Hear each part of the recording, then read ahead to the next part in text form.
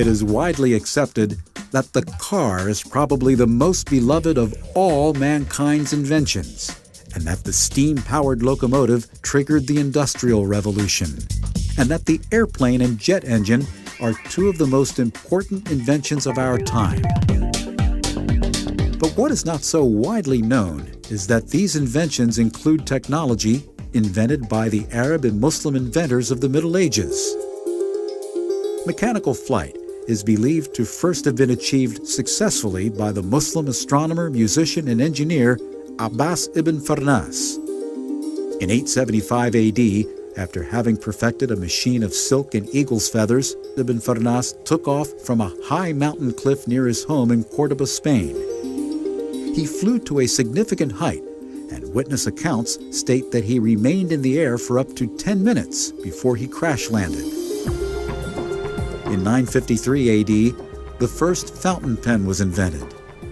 Tired of messy quill pens, Al-Mu'izz al-Din Ilah, the Caliph of Egypt, demanded of his court engineers a pen which would not stain his hands or clothes.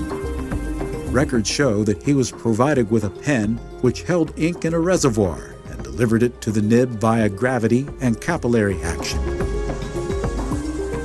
In his book, The Book of Knowledge and Ingenious Mechanical Devices, published in 1206 AD, Al-Jazari described over 50 mechanical devices, most of which he invented himself. Among his most important inventions is the crankshaft and connecting rod mechanism.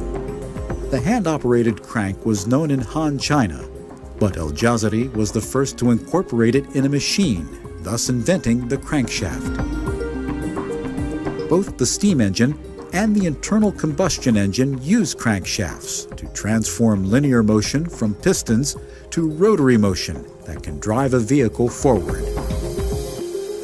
The first application of a double-acting principle is seen in his ingenious double-action reciprocating piston suction pump.